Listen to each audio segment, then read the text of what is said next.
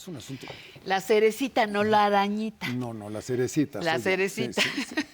¿Cuándo te habían dicho? No, solo cerecita? Aquí, por eso me gusta el domingo ser la Claro. cerecita del pastel.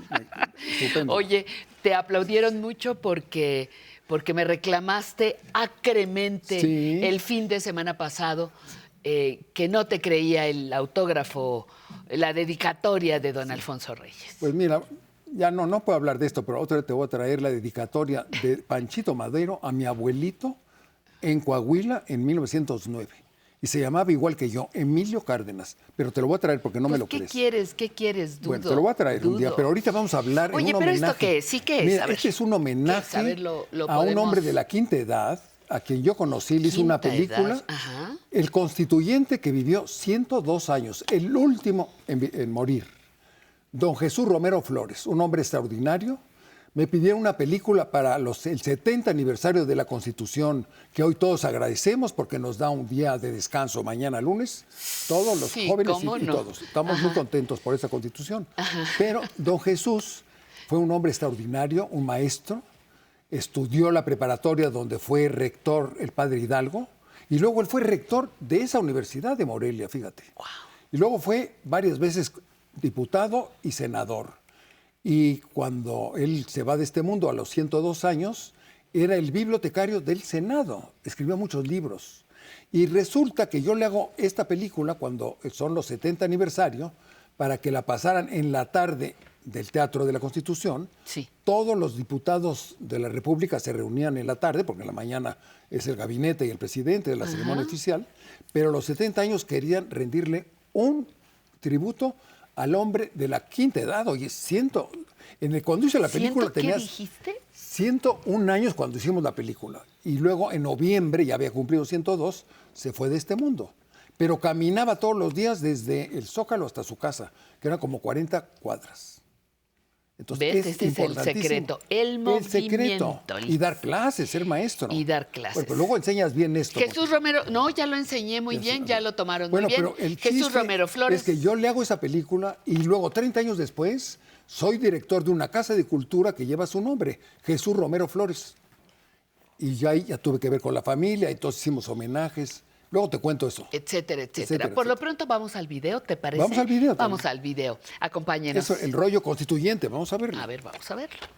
La historia de los mexicanos es la historia de su lucha por la libertad y la de sus esfuerzos por formular la ley que proteja y asegure esa libertad.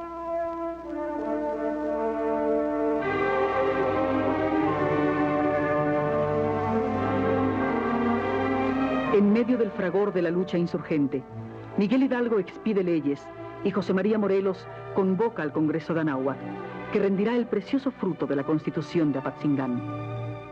En 1824, el primer Congreso de la nueva nación independiente define constitucionalmente la forma del gobierno de los mexicanos como republicana y federal.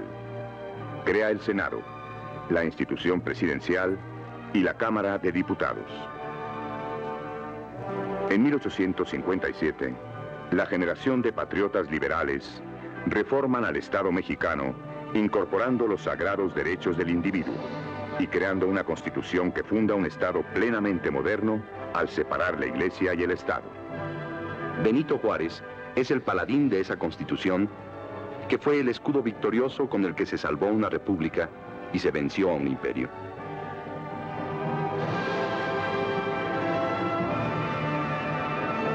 En 1917, por cuarta vez en su historia, el pueblo mexicano se expresó en un Congreso Constituyente que formuló las leyes de la primera revolución social del siglo XX.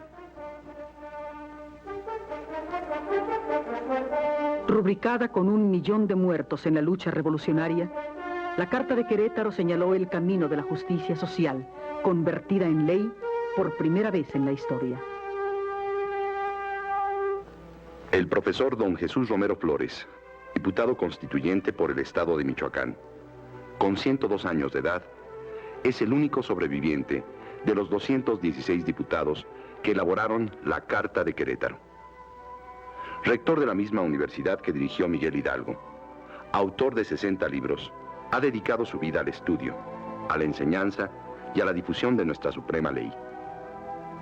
70 años después de su primer viaje a Querétaro, recuerda para nosotros, con su experiencia centenaria, aquellos días gloriosos en Querétaro, en los que él fue un protagonista distinguido. Fue en Querétaro en donde se concibió el sueño de una patria libre. En la casa de la corregidora, Josefa Ortiz de Domínguez, Hidalgo y los conspiradores insurgentes gestaron la lucha por la independencia. La vida de México, como país soberano, se inicia cuando el antiguo rector del Colegio de San Nicolás, cuando el conspirador de Querétaro, cuando el capitán que hirió de muerte en Guanajuato al poderoso imperio español, se convierte en legislador y con 2 decretos gloriosos abole la esclavitud por primera vez en el continente americano y expide la primera ley agraria en América. En esos 2 decretos está el germen de todo el pensamiento constitucional mexicano. Hidalgo sabe que solo expidiendo leyes suaves, benéficas y acomodadas a las circunstancias de cada pueblo, se podrá afirmar la soberanía de México frente a la metrópoli española, que con leyes injustas monopolizaba el poder y detenía el desarrollo de su principal colonia.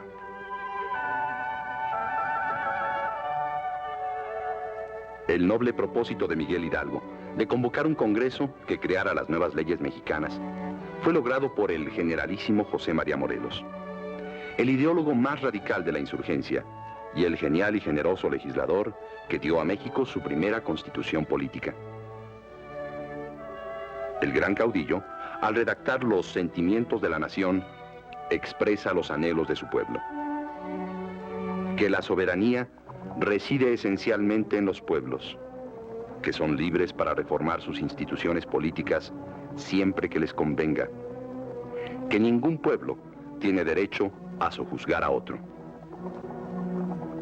El grito libertario de Dolores y los decretos de Hidalgo se convierten en realidad en Apatzingán y culmina en la Constitución de 1824, a la que debemos los mexicanos 2 conquistas definitivas: la República y la Federación.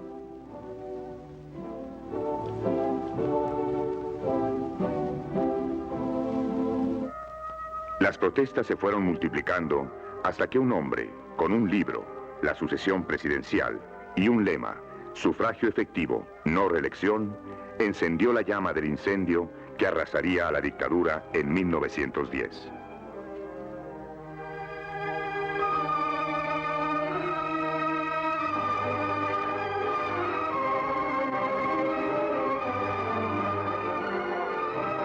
Francisco I. Madero hirió de muerte al caduco e injusto sistema porfiriano al exigir el respeto a la Constitución.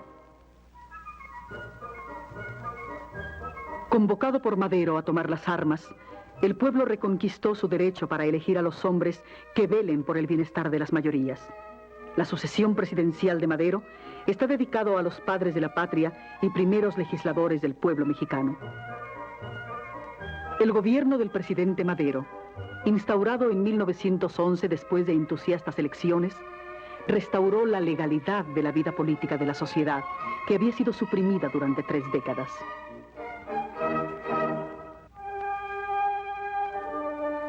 El régimen democrático de Madero fue violentamente derrocado en 1913, durante la Decena Trágica, por el usurpador Victoriano Huerta, que no solo violó la ley constitucional, sino asesinó a los legítimos representantes del pueblo y encarceló a los diputados de la 26ª legislatura. Con la desaparición del poder legítimo y la destrucción de la norma constitucional, estalla la indignación revolucionaria y se abre el periodo más violento de la revolución.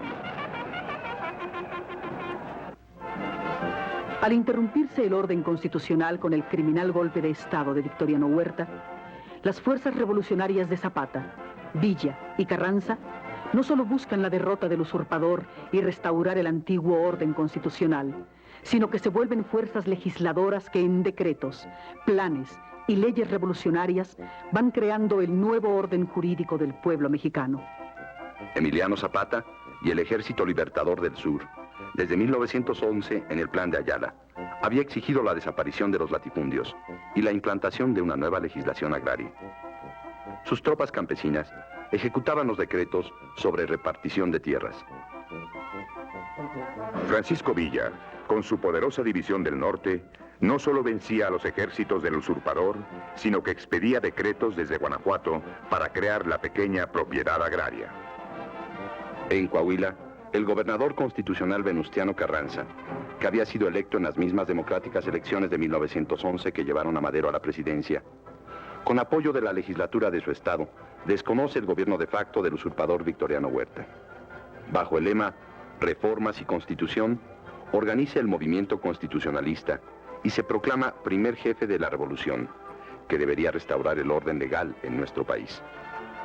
Ese es el objetivo que define el Plan de Guadalupe, firmado por el Barón de Cuatro Ciénegas en marzo de 1913, y que agrupará a todas las fuerzas revolucionarias en torno a un propósito común: la derrota de Huerta y el establecimiento de un nuevo orden jurídico.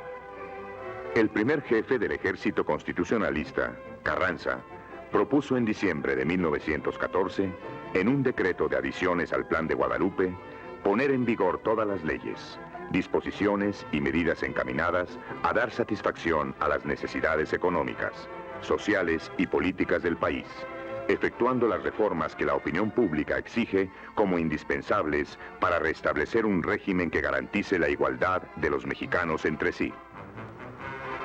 Fueron las adiciones del Plan de Guadalupe, el acto político de Carranza que le confirió el liderazgo ideológico e institucional de la Revolución Mexicana. Pues ellas recogieron en admirable síntesis las diversas banderas de lucha de los grupos revolucionarios y señalaron el camino de la sistematización de un régimen jurídico garante de las demandas populares que habían nutrido la lucha armada.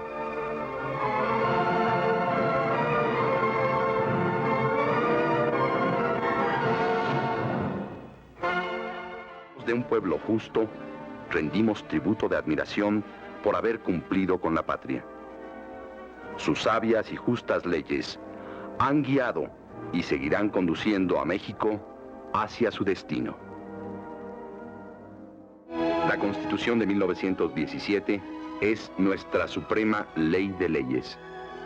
En ella se hizo realidad el esfuerzo histórico de los mexicanos por imponer una norma que asegure la convivencia racional de los mexicanos al amparo de la libertad y en la búsqueda de la igualdad.